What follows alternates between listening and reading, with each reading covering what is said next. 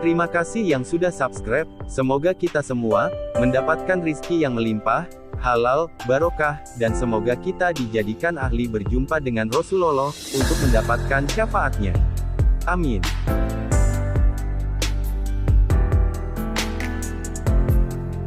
Kisah Para Nabi episode ke-8, Hawa diciptakan dari tulang rusuk Nabi Adam. Allah Ta'ala memerintahkan Adam untuk tinggal di surga bersama istrinya. Allah Ta'ala berfirman, dan kami berfirman, wahai Adam, tinggallah engkau dan istrimu di dalam surga, dan makanlah dengan nikmat berbagai makanan, yang ada di sana sesukamu. Tetapi, janganlah kamu dekati pohon ini, nanti kamu termasuk orang-orang yang zalim. Al-Baqarah, ayat 35. Dalam surah Al-A'raf, Allah berfirman, keluarlah kamu iblis dari sana, surga, dalam keadaan terhina dan terusir. Sesungguhnya, barang siapa di antara mereka ada yang mengikutimu, pasti akan aku isi neraka jahanam dengan kamu semua. Al-A'raf, ayat 18.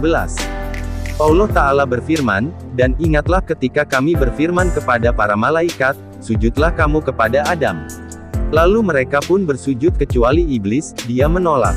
Kemudian kami berfirman, wahai Adam, sungguh ini iblis musuh bagimu dan bagi istrimu, maka sekali-kali jangan sampai dia mengeluarkan kamu berdua dari surga, nanti kamu celaka.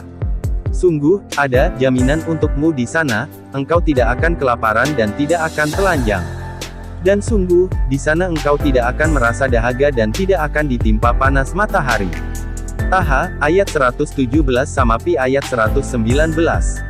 Rangkaian ayat ini menunjukkan, Hawa diciptakan sebelum Adam masuk surga, juga seperti yang disampaikan dalam firman Allah, wahai Adam, tinggallah engkau dan istrimu di dalam surga. Al-Baqarah, ayat 35. Demikian secara tegas dinyatakan oleh Ishaq bin Yasar, dan memang selaras dengan tekstual ayat-ayat di atas.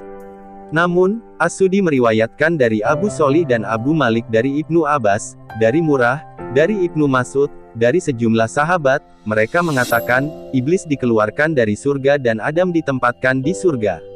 Adam berjalan di sana seorang diri tanpa seorang istri mendampingi agar bisa merasa senang. Adam lalu terlelap sesaat, setelah bangun, ternyata ada seorang wanita duduk di dekat kepalanya, ia diciptakan Allah dari tulang rusuk Adam. Adam bertanya, kamu siapa? Aku seorang wanita, jawab Hawa. Kenapa kau diciptakan? Tanya Adam. Agar kau merasa senang padaku, jawabnya. Para malaikat kemudian bertanya kepada Adam karena mereka tahu luasnya ilmu Adam, siapa namanya, wahai Adam? Nabi Adam menjawab, namanya Hawa. Kenapa disebut Hawa? Tanya para malaikat. Karena ia diciptakan dari benda hidup, jawab Adam. Muhammad bin Ishaq meriwayatkan dari Ibnu Abbas, Hawa diciptakan dari tulang rusuk sebelah kiri yang paling pendek saat ia tidur, kemudian tulang tersebut diganti dengan daging.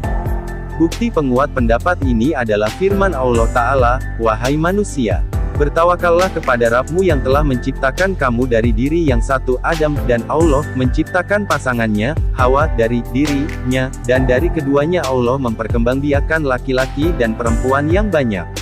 Dan bertawakallah kepada Allah yang dengan namanya kamu saling meminta, dan peliharalah hubungan kekeluargaan. Sesungguhnya, Allah selalu menjaga dan mengawasimu. An-Nisa, ayat 1. Dan firman-Nya, dialah yang menciptakan kamu dari jiwa yang satu Adam, dan daripadanya dia menciptakan pasangannya, agar dia merasa senang kepadanya. Maka setelah dicampurinya, istrinya mengandung kandungan yang ringan, dan teruslah dia merasa ringan beberapa waktu. Kemudian ketika dia merasa berat, keduanya, suami istri, bermohon kepada Allah, Rabb mereka, seraya berkata, jika engkau memberi kami anak yang soleh, tentulah kami akan selalu bersyukur. Al-A'raf, ayat 189. Bagian ini akan kita bahas berikutnya, insya Allah. Disebutkan dalam kitab Sahihain, dari hadis Zaidah, dari Maisarah al-Asy'ai, dari Abu Hazim, dari Abu Hurairah, dari Nabi Shallallahu Alaihi Wasallam beliau bersabda, terimalah perintahku untuk memperlakukan wanita dengan baik, karena wanita diciptakan dari tulang rusuk, dan tulang rusuk yang paling bengkok adalah bagian paling atas. Jika kau dipaksakan untuk meluruskannya, kau mematahkannya, namun jika kau dibiarkan, ia akan tetap bengkok.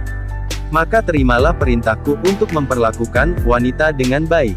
Matan hadis ini sesuai riwayat Imam Bukhari. Bersambung.